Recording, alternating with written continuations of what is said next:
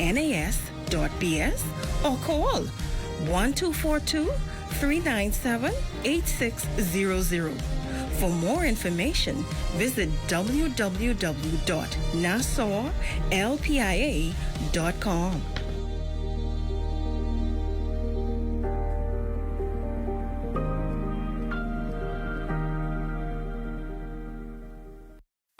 On Harold One, I'm Ted Jervis, and this is ZNS.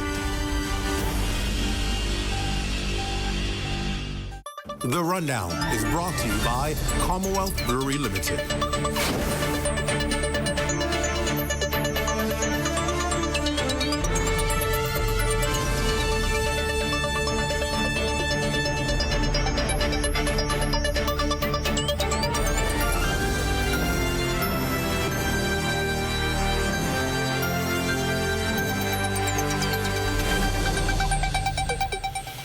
Good evening and welcome to another week, and thanks for tuning in tonight. It's good to have you along with us for the Rundown. Well, we hope you had a great weekend. Let's get to our business tonight. It's the news many of you probably knew or even haven't heard yet. The Member of Parliament for Fort Charlotte and Minister of Immigration and National Insurance, the Honorable Alfred Sears, officially declared his decision to bow out of frontline politics after this current term ends. Now, Sears, who began his parliamentary career in 2002 and appointed Attorney General and Minister of Education by then Prime Minister, the Honorable Perry Christie, returned to frontline politics in 2021, reclaiming the Fort Charlotte seat and subsequently being appointed by Prime Minister Philip Davis as Minister of Works and Utilities, and then later to his current post as Immigration and National Insurance. He thanked both Prime Ministers, his family and constituents, and vowed to continue playing a role in both his party and the country's development. I have always believed in and sought to embody the principles of servant leadership. That to lead is first to listen, to uplift, and to serve with humility. Though I may not be offering myself for elected office in the next cycle, my commitment to nation building remains steadfast. I will continue to support the development of sound public policy, mentor the next generation of leaders and public servants, and stand firmly with the values and the vision of our party.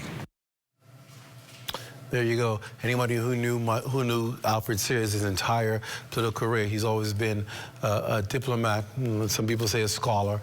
He's always taken the high road, and no doubt his presence in frontline politics will be missed. He's been contributing for many years in various capacities. A smart man, a man who we all know as exemplary, and who tries to stay out of the fray and never gets caught up. And so definitely his service and his presence in frontline politics will no doubt be missed, and I'm sure the people of Fort Charlotte likewise share those same sentiments. Well, the first to extend best wishes to the Fort Charlotte MP following his public declaration to not seek another term was St. Barnabas MP and the opposition's deputy, Shannon Dawn Cartwright. But in the spirit of service, your reputation, member for Fort Charlotte, and commitment to the development of the Commonwealth of the Bahamas has been well known for a long, long time. I am definitely your junior in life, so I was hearing before you before I've had the pleasure of serving with you. And so we wish you all the best. We thank you so much for the service that you've given this country and Fort Charlotte, and I'm sure the Progressive Liberal Party thanks you for your service. Well, the Immigration and National Insurance Minister also outlined his agency's fiscal health, where they are headed moving forward. Corporal Pipefrom joins us live tonight with more on the minister's contribution. Good evening, Corporal. What can you tell us from his contribution today? Well, great start of the week to you, Clint, and good evening. Alfred Sears, as you know, has the onerous task of overseeing two critical agencies, both undergoing major transformation, each, though, seeing different results. Mr. Sears, who has dual roles as Minister of Immigration and National Insurance, reported firstly on the former, noting that to date, the Department of Immigration has seen through efficiency tightening measures and other improvements and upgrades an increase in revenues collected, adding that in the coming fiscal year, the strong money-earning performance is expected to continue. Revenue collected for the period 2024-2025 up to May is estimated to be $123,770,590. And this compares to last year, $97,658,050. It is also projected that this year coming, the Immigration Department will surpass $140 million in revenue for fiscal period 2025-2026. About migrant interdictions, detainments, and deportations, the minister reported that immigration officials, while responsible for 32 ports of entry, have seen considerable success, which he attributes to the close working relationship with other law enforcement agencies and international partners from the Turks and Caicos and the United States. However, he advises that the cost of repatriating migrants is burdensome. Repatriation expenses for the period 24 to 25 May were estimated to be $1,550,977, with other repatriation expenses currently being processed for payment. An NIB, where last year an increase in the contribution rate took effect, that agency, even with this increase in revenue, is still far off from where it needs to be. NIB's projected deficit for 2025 remains significant and is currently estimated at $32 million, inclusive of the additional income derived from the rate increase. It is important to highlight that a substantial portion of this deficit, which is $16.85 million, or 50% of the total projected shortfall, arises from the ongoing gap between contributions collected and benefits paid. And with more pensioners accessing the fund each year, Mr. Sears assures that NIB remains dedicated to supporting this program. Contributory pension and grant payments total $150 million, while non-contributory payments total $6.1 million. A total of almost 51,000 persons were receiving monthly pensions as of May 2025. For the Bahamas Tonight, I'm Corval Pfeiffer. Well, we heard there that immigration appears to be outperforming its projections. NIB, on the other hand, still has a lot of work to do. The minister says that NIB will continue to prioritize a robust and proactive collection strategy, which is aimed at improving compliance and expanding its contribution base. Something worth noting here is that retired pensioners make up the fastest growing group of claimers. Clint? Corval, before you go, any other clue or symbol on any additional changes they're going to do with NIB, or are they pretty much on target based on the changes that were made already? Did he speak to the future of the plan? Well, what he got into more specifically is how they intend to really tightening up some of the loose ends there and really just ensuring that efficiency remains a top focus. And what he seems most concerned about is just ensuring that we get NIB on proper fiscal footing, Clint. All right, thanks a lot, Corval. Great reporting tonight. Well, from Grand Bahama, with billions in new investments and a wave of Grand Bahamians being called back home, that island is said to be stepping into a season of renewal. Jobs are opening up, businesses are growing, and now all eyes are on one key thing: housing. As demand begins to outpace supply, officials and realtors say it's a sign of progress and a chance for locals to seize new opportunities. Here's Raven Davis of our Northern Service. Despite over $2 billion in new investments and ongoing appeals for Grand Bahamians to return home, a new challenge has surfaced. Now we need to have the accommodations in terms of apartments, in terms of homes being built. According to the Minister for Grand Bahama, the Honorable Ginger Moxie, jobs are now available, and beyond that, there's an abundance of entrepreneurial opportunities. Grand Bahama and even especially in the city of Freeport as well, it's designed to accommodate, up to 250, 300,000 people. We right now, our population is 47,000, and it once stood at 60,000. And so there's room for expansion, there's room for development, there's room for growth. And while Freeport may be built for growth, realtors are adding their voices to the call, encouraging Grand Bahamians to seize a stake in the housing market now, especially as more Nasuvians and international buyers turn to Grand Bahama, where real estate is still considered competitively priced. Reach out to an agent. You can do a virtual purchase. You can come in and take virtual tours of the property. So you can't wait until you're here. You can start now. We still have available apartments for sale. We still have land, which is, of course, very much available and very affordable in Grand Bahama. And so we're inviting those persons. Start today. But as buyers begin to show interest and new properties rise, so too does the concern over the island's aging infrastructure. Many streets remain lined with dilapidated buildings, visual echoes of past economic hardships. But according to Realtor Alex Thompson, that's only part of the story. With respect to the dilapidated buildings, believe it or not, a lot of them are under offer, under contract. But these things take time because these aren't $10,000, $30,000 arrangements. You're talking about hundreds of thousands, millions of dollars of property that is being, transferred with title. From developments like this one just behind the Raven Mall to the renovation of the old Butler's Funeral Home, visible signs of investments are slowly emerging. While some of these deals took years to finalize, officials say progress is clearly happening. So the next time you drive through the island streets, do so with hopeful eyes. For the Bahamas Tonight, the Northern Edition, I'm Raven Davis.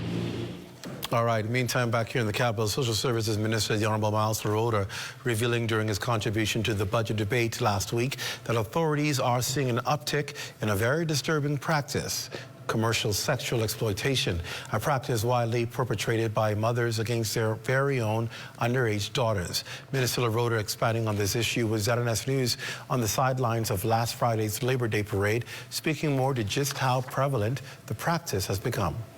But this has been a problem that's has been going on for a while. We just thought it was important to bring it to the attention of the Bahamian people because it's more widespread and prevalent than most Bahamians understand. Well, authorities say the mothers arrange transactional sex between their daughters and adult males in exchange for payment of their household bills. The girls are mostly between the ages of 14 and 16. Now, while Minister Roeder did not want to specify which communities officials are seeing these cases most often, he did acknowledge the role socioeconomics plays and addressed what's being done to deal with this kind of practice. The police have been involved in some of these matters, but sometimes you're better off to protect the identity of the children. You don't want to bring the parents or bring it to the attention of the public who the parents are, because now you know who the kids are. So what happens next? Well, once it's, the matters are reported to the police, then the police take control of the matter. I'm not making any excuses. A lot of time it's just, it's sad to say this, but it's just the reality of the day that mothers in particular find it necessary to prostitute their children, and it's shocking, it's alarming, it should be widely discouraged, but we cannot act as if it is not happening. Wow. Obviously, this is where we need serious intervention in society. If this is happening and this is being seen as normal in communities, there has to be new intervention. And I'm hoping, because the minister has brought this to light, that those relevant programs that are stationed in those inner communities, or even on the outskirts that can go into inner communities, will do so and try and rescue these young ladies' lives before it's damaged and it's too late. When you know better, then you do better. And now that our society is being made aware of this, there must be intervention. And I'm hoping that we will hear the other side of this story where there is intervention and there are persons being rescued from this. I cannot for the life of me understand why mothers would do this with their daughters and there will be no consequences for it.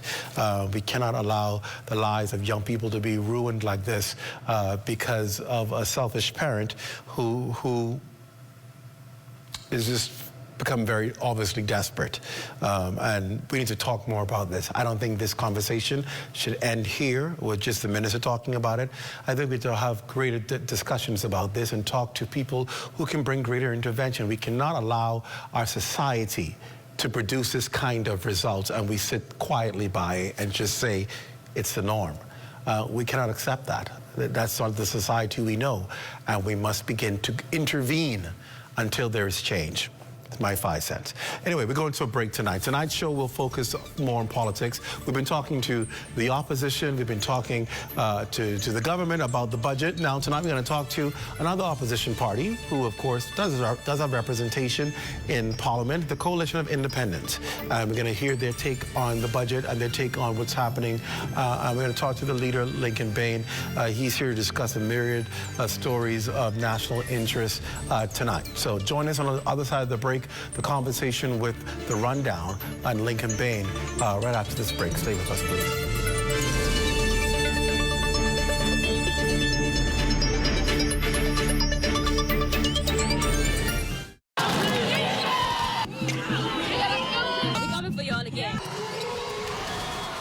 Are you ready for the hardest sports show on the market?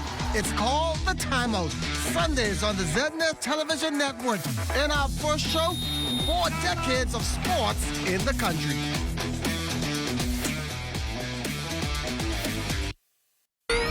Let's go. At Frame Studio, as soon as you enter the door, we showcase any individual that comes in there and make it feel like they are at home. The space itself is 1,800 square foot. Our psych wall, which is industry standard also, is 24 feet wide. You can do anything that you can possibly think of. At Frame Studio, under our theme, Now Create More, we look at Frame Studio as a canvas. And any artist know a canvas is blank, and then you create whatever you want to do, right? So we have where you could rent tools. We even have workstations that people could rent out. To anyone inspiring to do what I've done, or what my colleagues have done, or any other journey, I would say to you, don't be afraid. The worst someone can actually tell you is no. So if you have a vision, you have an idea, not everyone will get it. But if you believe in your vision, you believe in your idea, I say go wholeheartedly at it. For more information about the Creative Entrepreneurs Initiative and the Crafting the Bahamas workshops, email info@sbdcbahamas.com or call us at 461-7232. Planning the execution of a newscast is serious business. From the assignment to the concept of the story, everything has to be precise, on point, always. The Bahamas Tonight, the National Report, is your trusted news service. We get it right the first time. Our preparation for you each night is done with care, knowing that our voices will reach you on 700 islands and keys with unquestionable accuracy. It gives me great pleasure each night to say, welcome to the Bahamas Tonight, the National Report. I'm your national anchor, Mukesh Lapinder.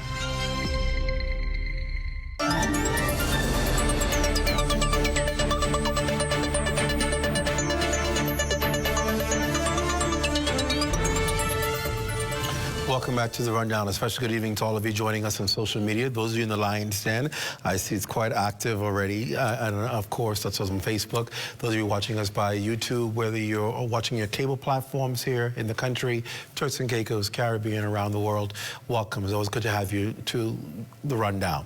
Well, with one seat in Parliament, the Coalition of Independents plan to table a bill to give every Bahamian 1 acre of Crown land. This along with the party recently tabling a bill to establish a fully independent Bahamas Fire and Rescue Service. The party's parliamentary representative further outlined their plans for the country when its Member of Parliament for Central Grand Bahama, Iram Lewis, contributed to the 2025-2026 budget debate last week. Well, to give us a preview of this and more is the leader of the Coalition of Independents, Lincoln Bain. Welcome, sir. It's always good to have you here. It's always good to be here. Before we even get into all of this, you and I were talking on the break, because I'm still a bit disturbed about the last story about young mothers, about mothers prostituting their young daughters to be able to pay bills.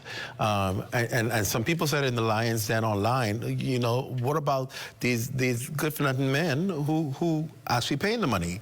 And that is true. Yes. You know, it's one thing for mothers to do this, but it's another thing for grown men to engage in it. Yeah, but we also have to talk about our good-for-nothing governments that have allowed our people to fall into a state of desperation. I think that our governments need to do more to empower Bahamian. I'm not blaming just this administration, because this has been going on for a long time. And it seems like after every election period, we go lower and lower as a people. We keep falling downward instead of being lifted up. We just keep getting more taxes, etc. The burden on the Bahamian people are leading us to not only live on the streets, but to sell ourselves. And this has to change. And it can change. We can empower our people, and that bill that you mentioned is one step in empowering the Bahamian people with land. I think it's also disappointing that the minister would say that this thing is prevalent, but we don't see arrests being prevalent. What about the intervention, as you said? You should be ashamed to bring this to the public and not come and say that we have arrested this amount of people for this. I know he would mention in his soundbite that sometimes to protect the identity of the victim, sometimes they don't go to court. But I'm thinking there has to be another way. That can't. To me, that may suggest people continue doing it because they know they're not going to go to court, because people are going to be embarrassed to talk about it. And I believe there is a way to still protect innocence while punishing the guilty. To say that you won't go to court because you want to protect the victim is ludicrous. And I hope that didn't really come out of his mouth. I believe you, but I hope that didn't come out of his mouth, because that means that justice fails. We need a country that actually works, and we need justice. We keep hearing about young girls going missing, and then we hear that they were found, they were with so-and-so, but we're not hearing enough of the persons they were with being arrested. Correct. And so we need to deal with this. And something else that we're going to push while we are in the House of Assembly, even before government, is the age of sexual consent needs to change. What do you think it needs to change from 16 to 18. It is absolutely nonsensical that someone cannot sign any agreement, cannot drive a car, cannot do anything in this country but go to school, but they are allowed to bring another life into this country. They're allowed to have sex. That needs to change immediately. And we are going to put that forward, and we're going to look and see which politicians vote against that. That has to change now. Let's talk now about what we started out talking about, and that is obviously they're being able to give 1 acre of land. Some people have criticized you, saying, oh, that can't happen. Oh, how are you going to do that? Oh, you know, you're just talking to try and track words. Talk about your plan. To say that can't happen means that persons don't know what they have. And I think that politicians over the years have kept us not knowing the value of what we have so that they can continue to use it for themselves. For example, the Ingram administration did a study, and it showed that we had 4 million acres of crown land. Some of it was wetland, so you're probably looking at about 3.5 million acres.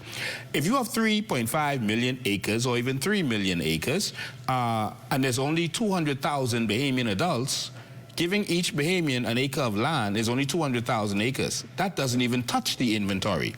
Why is it that we can't get ours? When a foreign company comes here, we can say, oh, the I group wants to go to Meguana. Let's give them 10,000 acres. And many years later, they've still done nothing with the acres, other than, I guess, use it for collateral for something.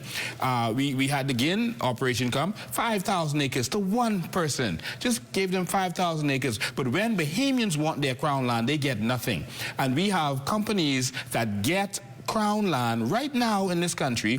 They build low-cost homes, given to them, the crown land given to them by government, build low-cost homes, and then sell a piece of it to us. So they are benefiting, and this is why, and that's political interest, and this is why they don't want to give us this to benefit. We believe that if you give Bahamians their acre of crown land, they can use it as collateral, and it can be used to help lift them up.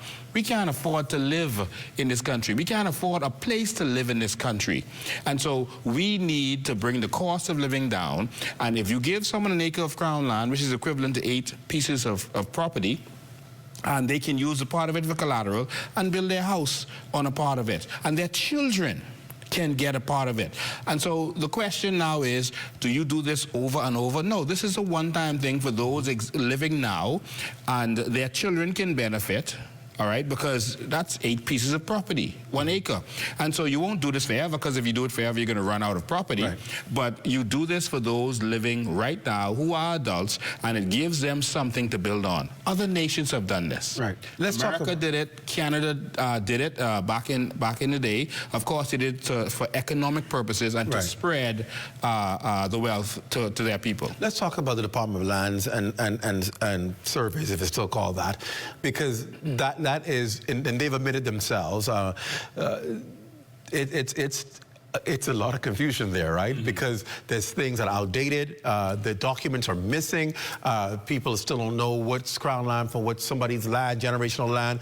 There are a lot of challenges. You talk to people who try to just go and say, I want to purchase, or I want to find out what Crown land is available on various family islands so I can invest, or we can go back home to where we came from and put something there and invest. And it's almost an age-old process. And I do know the minister responsible has done a lot of work trying to modernize it, but the people they have said, and he's agreed, it's a far ways off from being where it should be, because it's been allowed to fall behind for so many years. It is a ball of confusion. In a perfect system, that seems like that's easy to do. You just match up what's Crown land and you match up your 1 acre and come get you 1 acre. But in this system that seems to be so challenged, that'll be difficult to do. I think it is a ball of confusion intentionally. You believe so? They are doing that so they can make it difficult for you to get what. But these are Bahamians working there. You think they're gonna intentionally make it difficult? I don't think that they are doing it. The people over them is making this whole process confusing, and you keep seeing them bring people in and out. Political people with political interests or political appointees are being put in there. For a long period of time, the people at Lands and Surveys were going to work and hanging out outside because there was no leadership, there was nothing to do there, and they were going home. From the beginning of this administration, I was informed.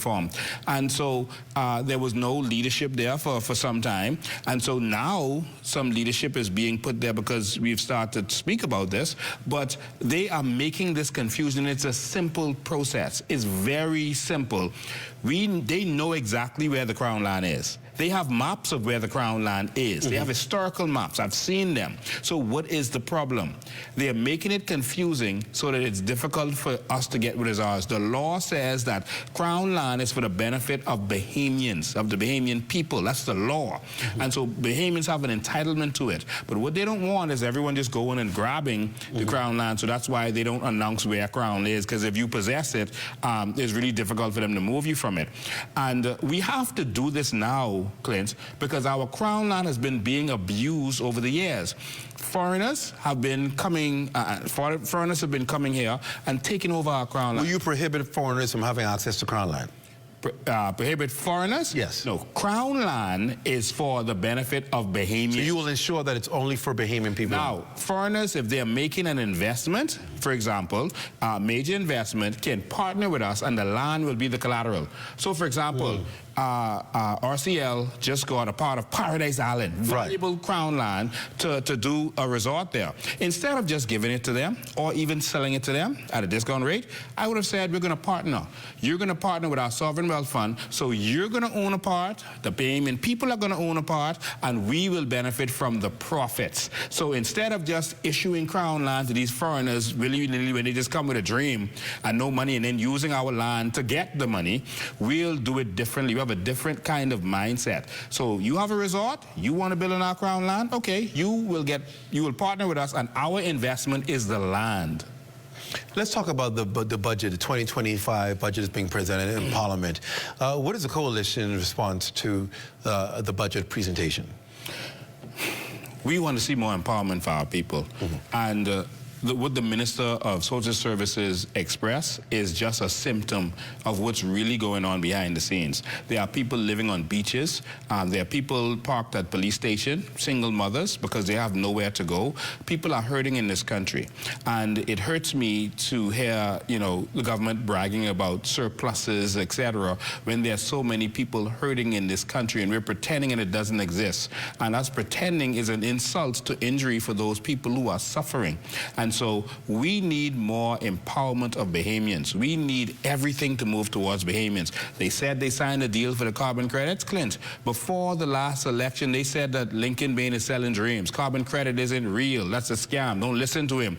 Now, after the election, that's all they're talking about. So now that they've signed a deal with it, and it's worth billions of dollars, that's what Alfred Sears says, that's what the Prime Minister said, it's worth billions of dollars, why can't we use that money to directly empower Bahamians?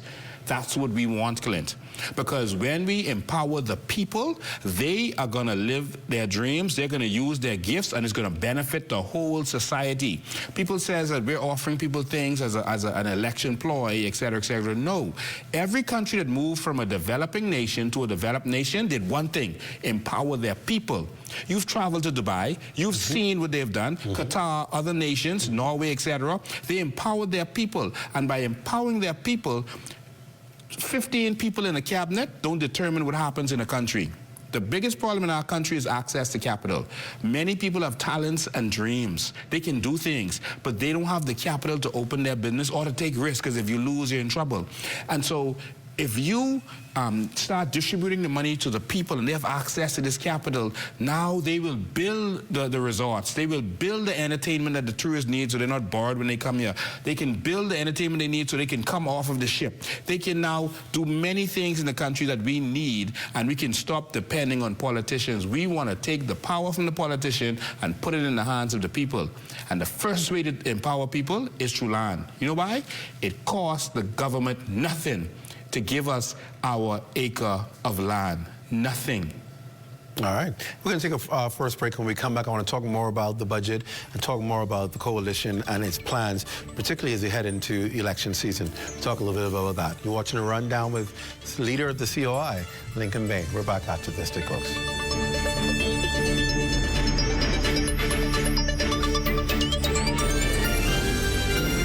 The internet isn't just for surfing. There's a sea of shoppers buying online, and you can connect with them on Tingsy.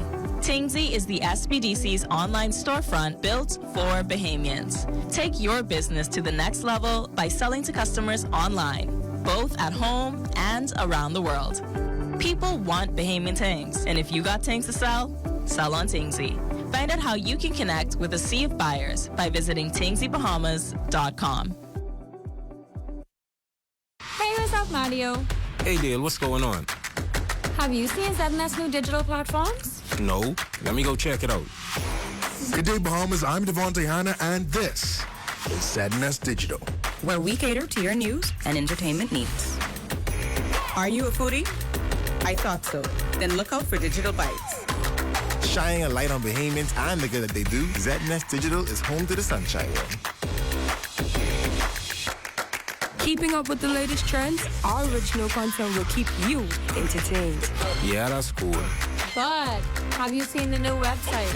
No, I didn't see it. Let me go look. We're still your most trusted source for news and information.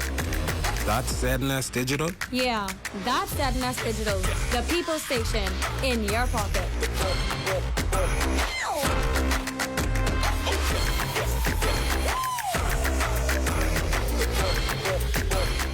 Summer in the Bahamas. The weather is hot, but not as hot as the ZNS summer packages. Get ads on ZNS TV or ZNS Radio Network or the TV community page, or a combination of all three. ZNS has got you covered with great prices, whatever package you choose. Book before June 7th and get the local Federation Championship Baseball bonus full of all kinds of extras free of charge. Contact your account executive or call ZNS Sales at 502-3800 today. Hot summer package rates valid until July 31st.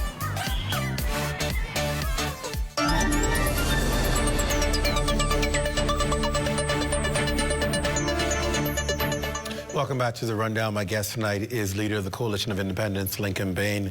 And of course, we're talking about the budget, talking about some of the proposed plans of the COI. And I do have a question that's coming in online. The person says, how do you determine your people, meaning Bahamian people, given that we're so multiculturally mixed? How do you say that this particular family is deserving of 1 acre of land, but there's a Jamaican or Haitian or Cuban at the head of that family, even though there's a Bahamian in there? How do you determine? Well, it doesn't have to do with who's at the head of the family. You're not giving it to families, we're giving it to Bahamians. That's why we said 200,000 acres, because we believe that there are about 200,000 Bahamian adults in this country. And so if you're a Bahamian, you're going to get this. Now, we have to determine how we're going to determine certain things. Some people want to decide if persons who are naturalized deserve this, or if persons who are born here and have a Bahamian parent deserve this. That's things that we're going to discuss in terms of the debate when it gets to the House of Assembly. Let's talk about... But the Bahamas is for Bahamians, to be clear. The Bahamas is for Bahamians, and it's time for us to get what is ours. Let's talk about the immigration policy. Today, the Minister of Immigration made his presentation in Parliament today. What are some of the things that you want to see changed when it comes to immigration? We put out our immigration plan, and the first thing we need to change in immigration is corruption. We have all the immigration laws that we need. We're not seeing these laws enforced properly.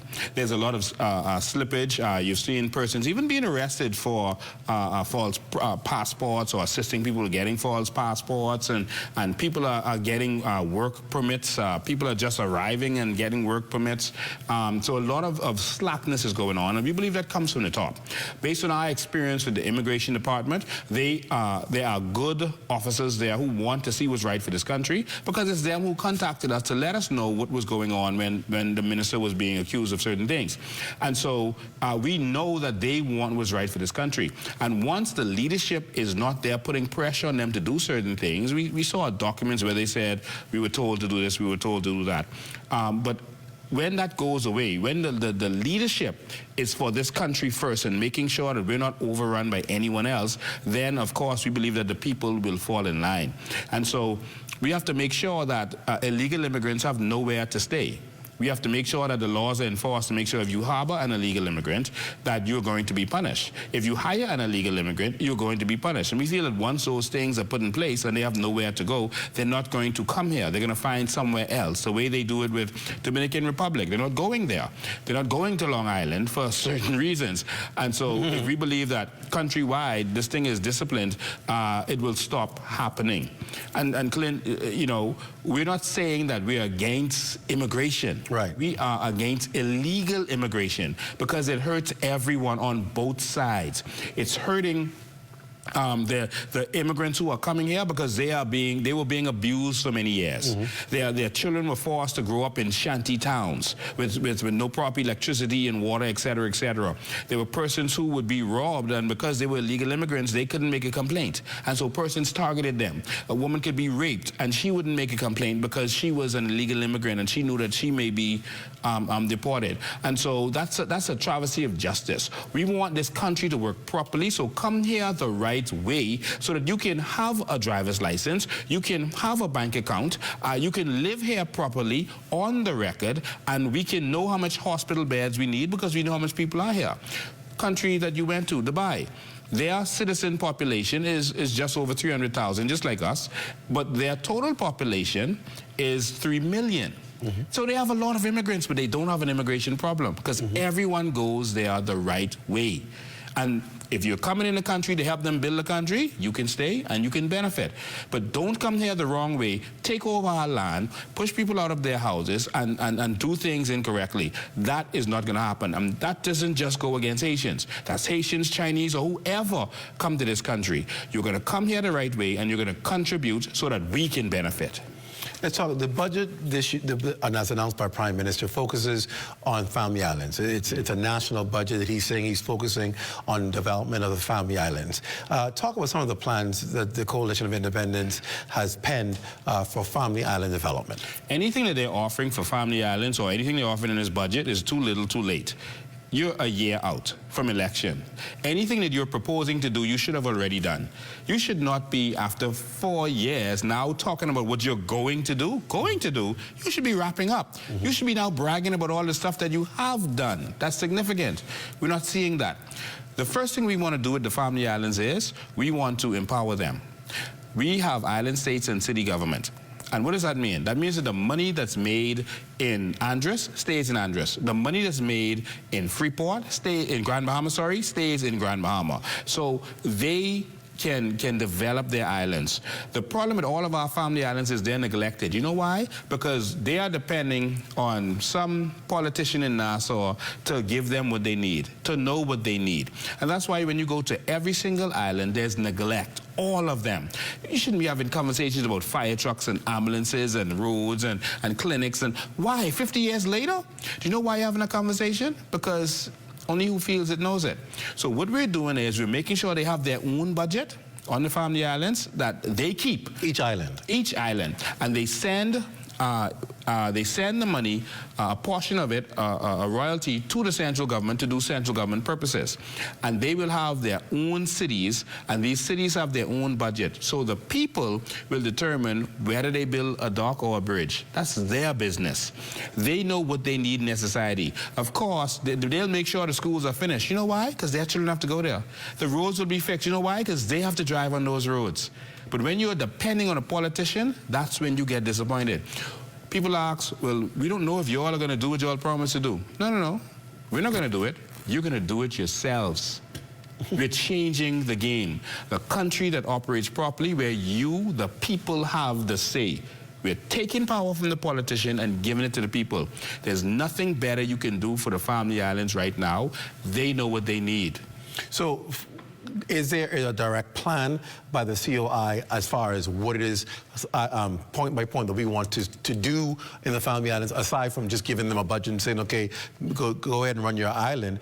Are there specific plans and ideas that you can share with the Bahama people that the coalition wants to implement? Yes, we're going to release, just like we did before last election, we're going to release plans for each island specifically, what we want to do with each of them. We haven't released that yet, but of course, we're not giving them a budget. Remember, they collect taxes on their island. So, for example, like Harbor Island, they're sending, I think now it's $50 million to New Providence, and they get back about $380,000. That's ridiculous. That's shameful. It should probably be the opposite. And so right now, they have poor electricity, poor water, their dock is damaged. If they had their $50 million, don't you think that all of their problems would be fixed? Do you believe whatever they generate, they should be able to keep? Yes, and they should pay a royalty to the central government so that the central government can operate. That's how the state should work. This happens in America, in Canada, even the communist countries. China has city government, Russia. This is how it's supposed to work. England has this.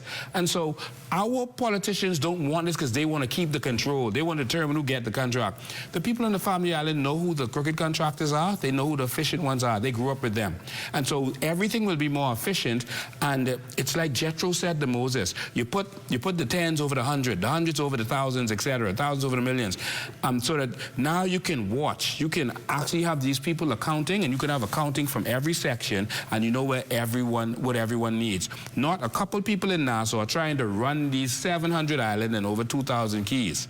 We have to change this so we can become efficient and run this like a business. Will this be operated through local governments on family islands? We're going to use the local government laws to do this without a referendum. We're just going to change it so that they have a real budget and so that the money they use stay there. So it's going to happen very quickly. We've put out a timeline to show how quickly this is going to happen and exactly what's going to happen and when it's going to happen, when it goes in the House of Assembly and vote, etc. So we're putting real plans out there.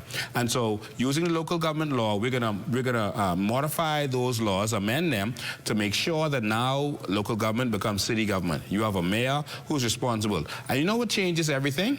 Because right now you're depending on a politician to put up street signs, to put speed bumps, to fix potholes, and you get disappointed. Now you're gonna have a mayor whose responsibility is those things. And guess what happens? If he doesn't do his job, he's fired. You have someone who can get fired if your streets aren't paved, if the work isn't done, if the school isn't finished. You finally have someone who could be fired. Not 5 years later, now. We got to change this country. This country needs radical change. Whatever we have been doing isn't working. And so we got to do something differently. And I believe the people have the skill and the talent to do what needs to be done. As you prepare, we talked about talking about the election season, going into election in another year. What is COI doing to try and, I guess, convince in each constituency, because that's how you become a government, by winning constituencies? What is your plan on the ground in constituencies? boots on the ground. We're going to knock on every door and let them hear the vision for the new Bahamas. Boots on the ground. We're going to touch every door. And at the same time, we're going to continue to broadcast live every week. Every week for years, Clint, we have been going live Sunday at 5 o'clock on social media to make sure that people can ask us the questions. The same thing that you're doing now. We put ourselves out there to the public, not with scripted text that we read slowly to the people and we don't know what we're talking about. We know this stuff from our heart, and we put ourselves out there to the Bahamian public. We're going to continue to do so. And what's really happening, this movement is a grassroots movement, because there is a COI strong supporter in every business in this country, in every house in this country, and they are spreading the message. And so we go live Sunday at 5 o'clock every single week to make sure that we give them the message, and they have a chance to call in and say, Lincoln, this isn't adding up. This doesn't make sense. How are you going to do this? And we can answer their question. And if for some reason they're right, we can say, hey, you know what? We're right. We're willing to pivot. When we talk about candidates, obviously everybody's asking the parties, who are you running? Who are you putting in the constituencies and so forth? Talk a little bit about your candidates. I know the last time we spoke, you had just come off of your candidates launch. Talk a little bit about the work that they're doing and who they are. Well, we have a lot of very credible candidates. A lot of these are not the names that you've been used to, the same old politicians that have been failing us. These are qualified Bahamians who want to see change, who want to be that change, who think that the politicians have been failing us. And so we've, starting last September, we started launching our candidates. We launched our first 20 candidates, and we've launched some more since. We're going to launch some more this month when we have the official opening, and we're hoping that ZNS can be there for our... We're always there. We're probably the only station that always, when you call, we come. You always do. Well, we are going to be having the official opening of our national headquarters. And so we've come to stay. We're in this for real, and we're going to match them on every level. So we're going to be opening a national headquarters. You're going to hear more from some of our candidates, and we're looking forward to Bahamians seeing that this isn't the third parties you've been used to. We are competing on every level. We're traveling. We're traveling to all of the islands. We're having our rallies, our conventions. We're doing everything on their level. Now we're going to be opening our national headquarters, something that every COI supporter can be proud of. All right. And so we have, for example, Dr. MacGyver, because you asked me with some of our candidates, just off the top of my head. Dr. MacGyver is very well known. She's a hotelier, she's a developer, etc. She's my deputy, and she's very qualified. She doesn't have to do this. She's never been involved in politics, just like all of these candidates. Never been involved in politics, never went door to door for any political party, and she's decided that this country needs change. William Knowles, who is our Shadow Minister of Finance, he's a businessman, he's a CPA, an accountant, very respected. He's also a pastor. They run a prominent business, National Plumbing, and so he doesn't have to be doing this. We have, of course, you know, Maria Daxon. She's an activist. Charlotte Green, also an activist, with a good resume to herself also. But we also have a university professor, all right, and Mr. Tyrone Green. He's a University of the Bahamas professor. He's also a CPA, and so we need CPAs to be counting and auditing what's been going on. And so also a very prominent man. We have Mr. Trevor Green, who also is a gentleman with a master's degree in education, something that we need. He educated teachers in the United States, but decided to come back home to do this. I can go on with a long list of qualified people, but just go to our website and you'll start to see some of them and who they are and what they've done. But these are qualified Bahamians. All of them aren't talkers, all right? They are doers. In every government, you need people who could get stuff done. And when we come with these plans, before I come and say we can give everyone a piece of crown land, we have persons we need to fall on. All right? We need to be able to say, CPA, go to this plan we have to go solar in BEC. And this is what we're doing. CPAs, look at this and make sure this makes sense and the money is right. And so that's what we're doing. Let's take our final break and we'll be back to wrap up right after this. Stay close.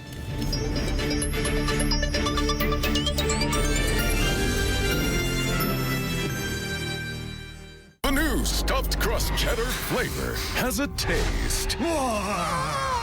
you'll enjoy. Outside and inside. With a delicious stuffed crust covered in irresistible cheddar flavor. Come and try the new stuffed crust cheddar flavor, only at Little Caesars. Pizza, pizza. After 30 years of banking, I've decided to take a leap of faith. I moved from banking into an untapped industry, which is manufacturing in the Bahamas. And now we are standing on 3 acres of land on which we're going to be putting the Bahamas' first end-to-end plastic recycling company, Eden Recycling and Manufacturing Company Limited. Eden has 2 arms, recycling and manufacturing. This is groundbreaking for us. It's never been done before. It really makes a difference, not only in the Bahamas, but even around the world. This is not just a project that we're doing so that we can make a couple of dollars. We want to make sure that it benefits those who come after us. In future generations, we hope that this is a small vision, that they will take it and they'll expand on it. We can have the formula for what it means to do end-to-end recycling in the Bahamas, in the region, and even if we have to export these ideas and thoughts and concepts even into the U.S.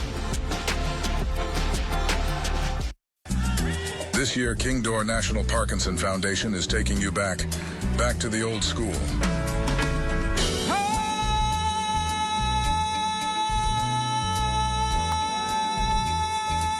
With entertainment by TMF, the band formerly known as Maze, featuring Frankie Beverly. Joy and pain, y'all better come on now. It's like sunshine and rain. Sing it one more time. Save the date. Saturday, June 28th, 2025. Atlantis Paradise Island. Kingdor National Parkinson Foundation, 25th Annual Charity Gala Ball. Stay tuned for more details.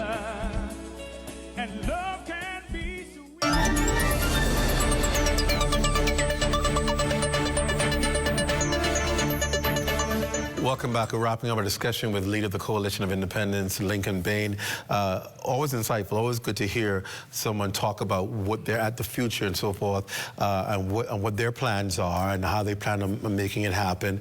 And one thing I always say, and I have no problem saying this on television, I always say, listen, if you have your people with you, they ought to be present every time. I always say, you always know when Lincoln Bain is here because the people are there online and the people are there supporting him. And so say what you like, criticize who you want to, but the COI, they always show up for their leader. And you can't knock them for that. And they're on there battling, they're on there fighting.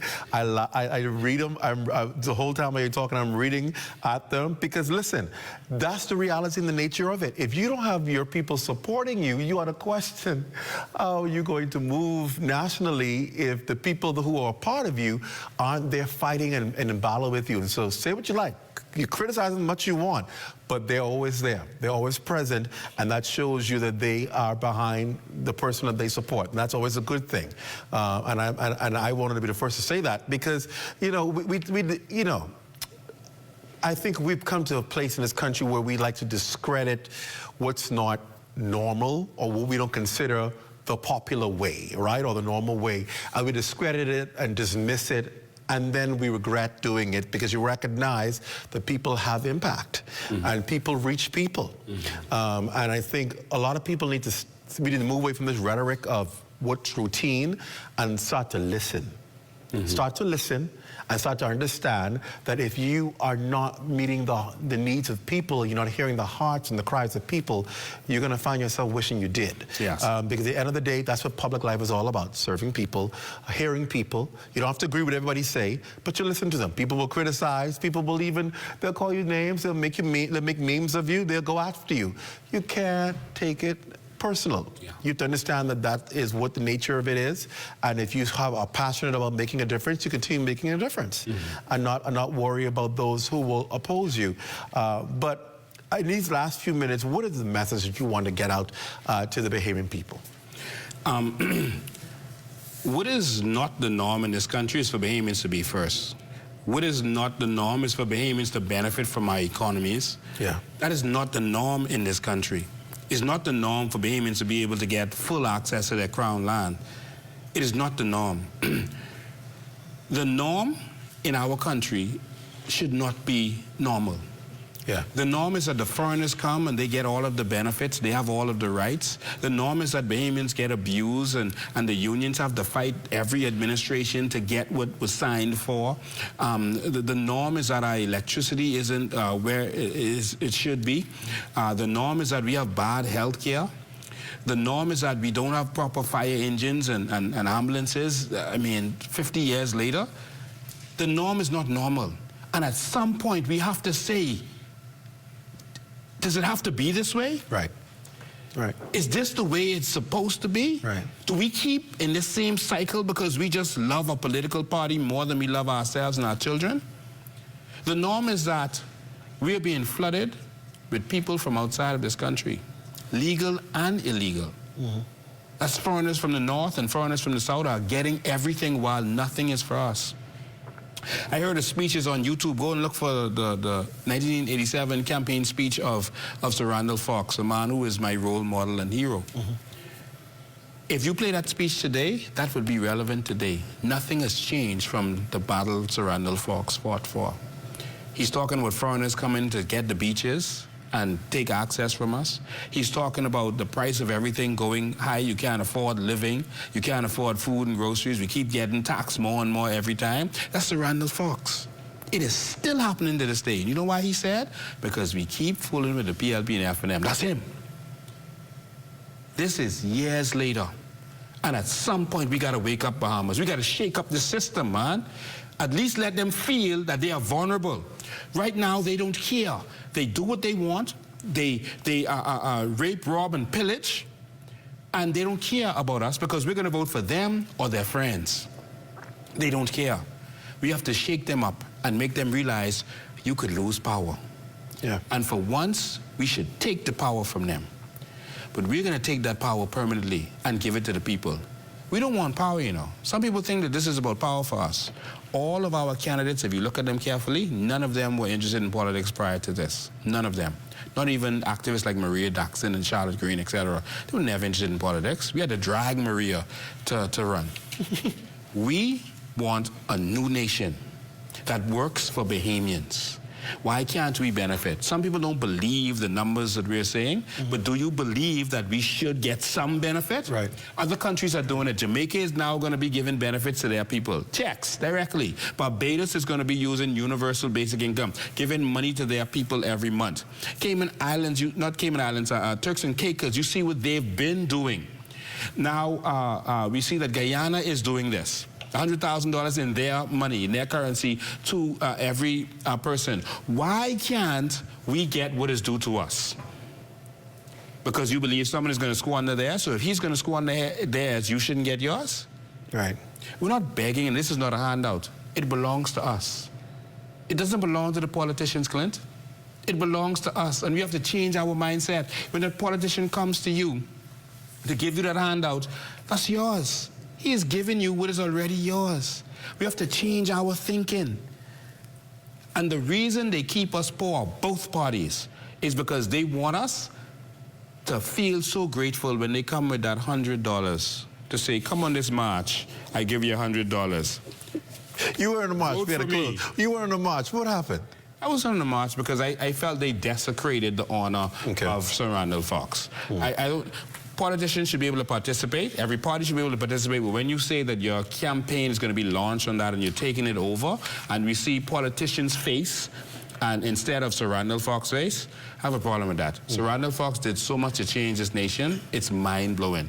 A lot of the change that we see happened because of the general strike, not because of any political party. It happened because of things that Sir Randall did. And I implore everyone to go on YouTube, search Sir Randall Fox, and see the things he did. I don't have time. Or read his book, The Fate That Moved Mountains, and see that that man was the real champion of the Bahamian people. As we ended on, we're out of time, not out of conversation, but you know, we always can pick it up the next time around again. The 28th of June is our opening for our new headquarters. Where is it going to be? It's going to be impressive. We're going to announce that. You'll announce where it'll be soon. Okay, yes. 28th of June. Lincoln Bay, always a pleasure having you. Thank you for coming. Thank you. I always believe when you have people who are passionate about country first. That's what we have to get here. Put aside all the things that divide us, religion and political affiliation. Let's put all aside and put country first. And I think if we remember that, we'll always get along. Even when we disagree, we'll all be on the same page. Thank you again. Always a pleasure to have you. Thank you. That does it for the rundown. Be sure to stay locked to the ZNS Network for the Bahamas tonight at 11. It's a final newscast in the country with the latest news and information with Royston Jones. For all of us here at ZNS, Clint Watson, thanks for joining us. Good night, everyone.